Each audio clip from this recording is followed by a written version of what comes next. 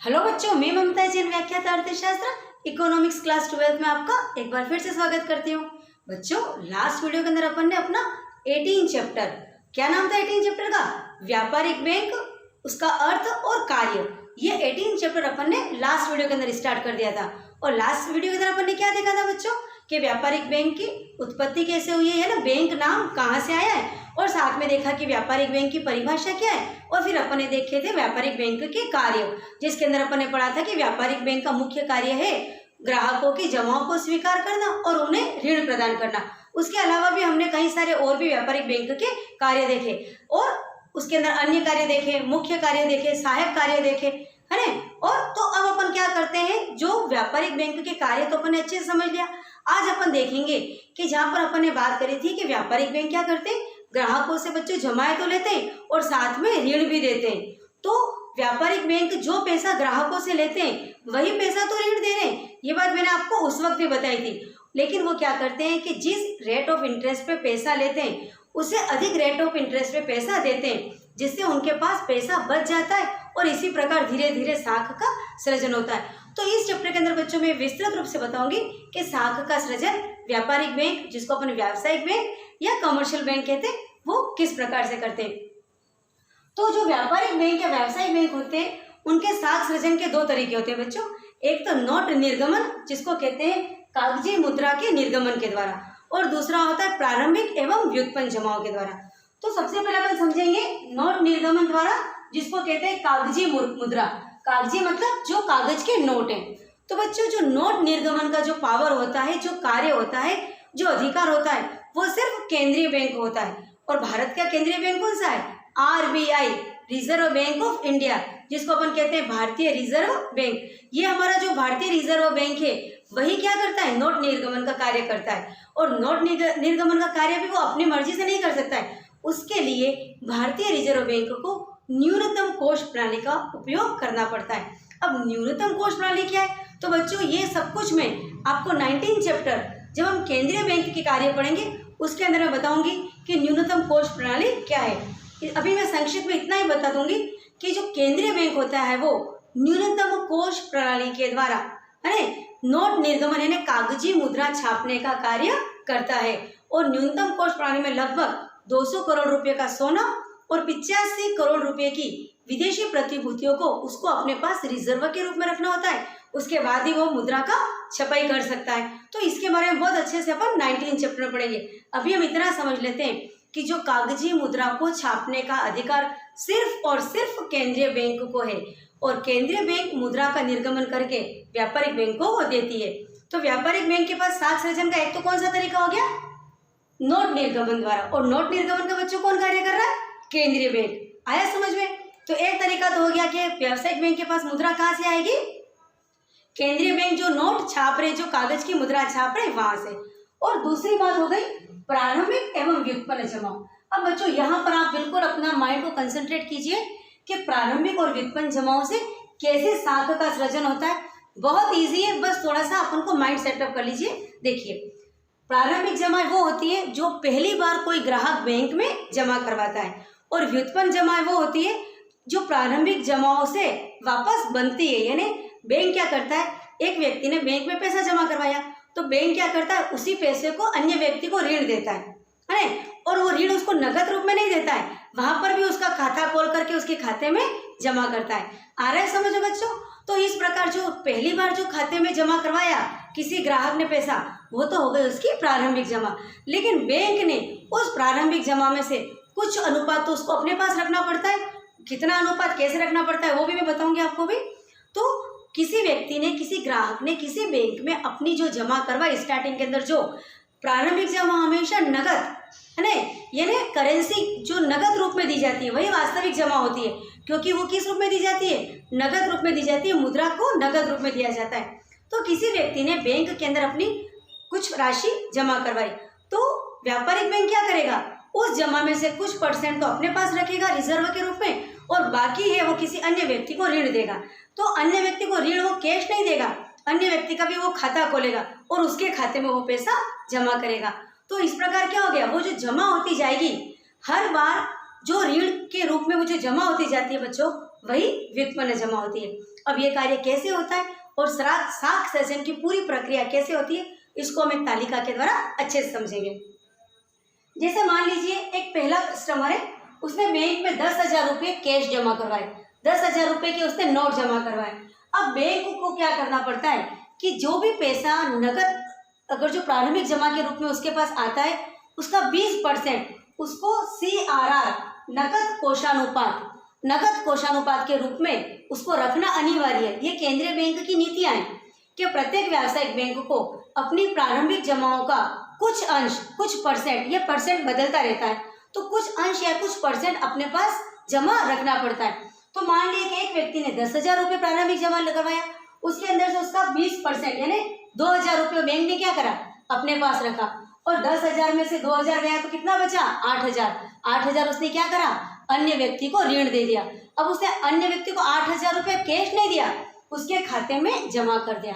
तो इस प्रकार बैंक के पास प्रारंभिक जमा जहाँ 10,000 थी, वहां से उसने 2,000 तो उसने अपने पास रख लिया और 8,000 उसके खाते में जमा करके ये व्युत्पन्न जमा हो गई।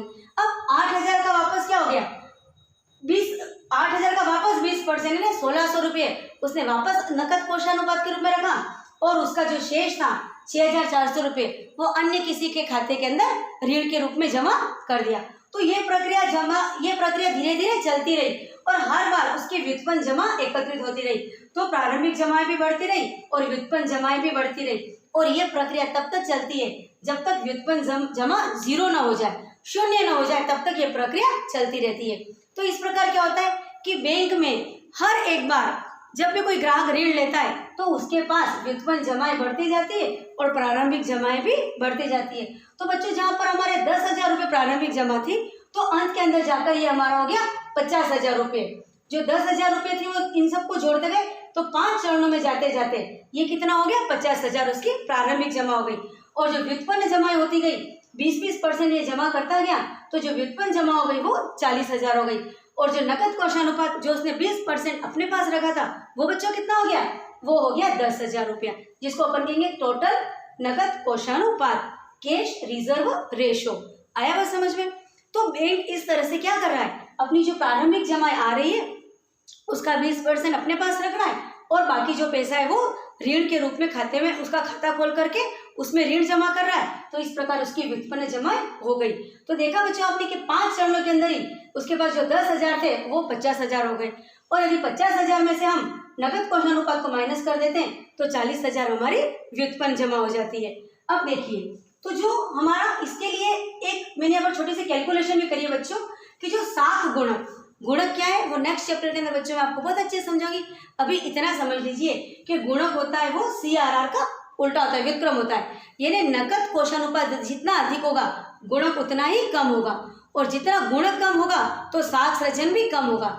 यानी हमारा जो बैंक का साख सृजन है वो डायरेक्टली प्रोपोर्शनल होता है साख गुणांक के, और साख गुणांक किस पर डिपेंड करता है, नकद कोषानुपात पे। तो यदि नकद कोषानुपात कम है तो साख गुणांक अधिक होगा, और साख गुणांक अधिक है तो साख सृजन भी अधिक होगा। तो केंद्रीय बैंक समय समय पर अपना CRR नकद कोषानुपात की दर में परिवर्तन करके और केंद्रीय बैंक व्यापारिक बैंकों के ऊपर नियंत्रण भी रखती है, जो हम अगले चैप्टर में बहुत अच्छे से पढ़ेंगे। तो ये हो गया साख गुणक, जो हो गया 1/CRR।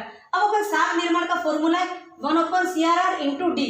D मतलब होता है प्रारंभिक जमा, और CRR अपन देख चुके नकद कोषानुपात। तो जो 20% मतलब 1/5, अपन 20% को इंटू अपन 100 करके निकाले तो क्या आता है 1/5। तो 1/5 × 10,000 करो तो इज इक्वल टू आ रहा है 50,000। यानी टोटल साख सृजन कितना हो गया 50,000 का।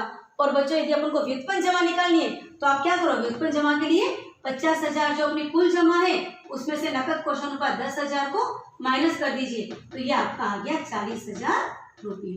आया बच्चों समझ में। तो ये हो गया अपना साख सृजन कि किस प्रकार व्यापारिक बैंक अपनी प्रारंभिक जमाओं के द्वारा और व्युत्पन्न जमाओं के द्वारा साख सृजन का निर्माण करते हैं। बच्चों बहुत आसान है, यदि आपको एक बार में समझ में नहीं आता है तो आप इस वीडियो को 1 से 2 बार देखना, अच्छे से समझ में आ जाएगा। अब इसी के साथ हमारे इस चैप्टर के अंदर एक छोटी सी बात और रह जाती है कि साख सृजन की सीमाएं क्या है बच्चों।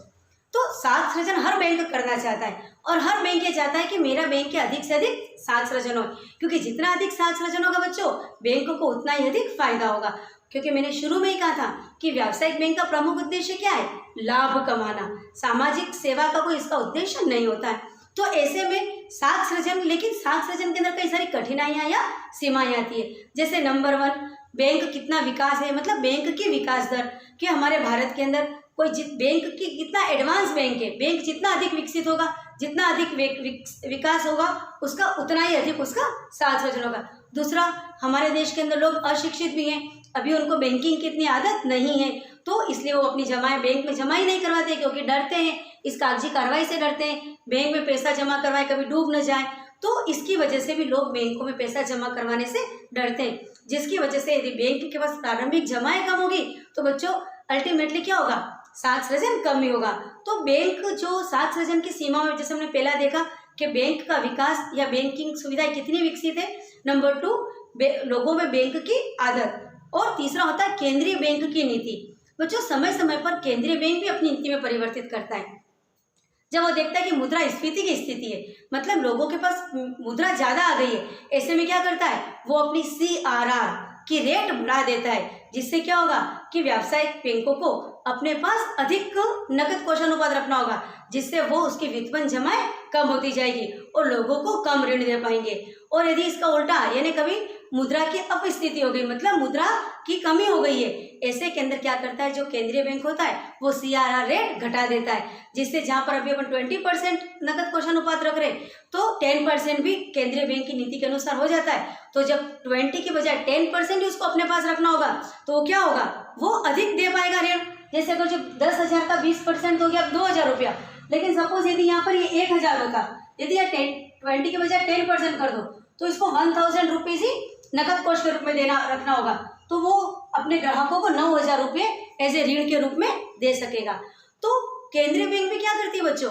अपनी जो नीतियां में परिवर्तित करती रहती है, नकद कोषानुपात का जो रेट होता है उसको कम ज्यादा करके और व्यावसायिक बैंकों पर नियंत्रण करती है। तो इससे भी उसके साख सृजन के ऊपर बहुत प्रभाव पड़ता है। तो कई सारी ऐसी और भी समस्याएं कि लोगों के अंदर अशिक्षा, लोगों को बैंकिंग आदत का न होना, बैंक खुद अपने आप के अंदर विकसित है या नहीं, केंद्रीय बैंक की नीतियां। दूसरा होता है कि जो जिस देश में अधिक औद्योगिकरण है वहां पर अधिक पैसों की जरूरत है, तो बैंकिंग का लोगों को ज्यादा काम पड़ता है। तो जहां पर अधिक औद्योगिकरण है, जो देश अधिक विकसित है, वहां पर लोग बैंकिंग सुविधा का अधिक उपयोग करते हैं, जिससे वहां पर जमाएं भी बहुत ज्यादा होती है। और जब बैंक में प्रारंभिक जमाएं ज्यादा होगी तो व्युत्पन्न जमाएं भी ज्यादा होगी, और इस प्रकार अधिक साख सृजन का निर्माण होगा। तो ये सारी बातें थी साख सृजन की सीमाएं। तो बच्चों हमारा ये जो 18 चैप्टर था उसके अपन ने 3 वीडियो बनाए, है ना। पहली वीडियो के अंदर अपन ने देखा कि व्यापारिक बैंक क्या है, उसके कार्य देखे, फिर अपन ने इसके व्यापारिक बैंक के अंदर साख सृजन का निर्माण कैसे होता है ये अपन ने देख लिया, है ना। अब अपना जो नेक्स्ट चैप्टर आएगा वो आएगा केंद्रीय बैंक का। कौन सा आएगा बच्चों? केंद्रीय बैंक का। तो मेरे इन तीनों जो 18 चैप्टर के मैंने 3 जो पार्ट बनाए, उन तीनों को बहुत अच्छे से आप देख लीजिए, और उसके अंदर यदि आपको कोई भी डाउट होता है तो आप कमेंट बॉक्स के अंदर मुझे उसके डाउट दीजिए, ताकि मैं उसको आपको सोल्व कर सकूं। और नोट्स के बाद में जो मैं फोटो अपलोड करती हूँ उससे बच्चों आप अपने नोट्स बना लीजिए, ताकि आपको और अच्छे से याद हो जाए। तो 19 चैप्टर के अंदर हम फिर से मिलेंगे बच्चों, तब तक के लिए थैंक यू।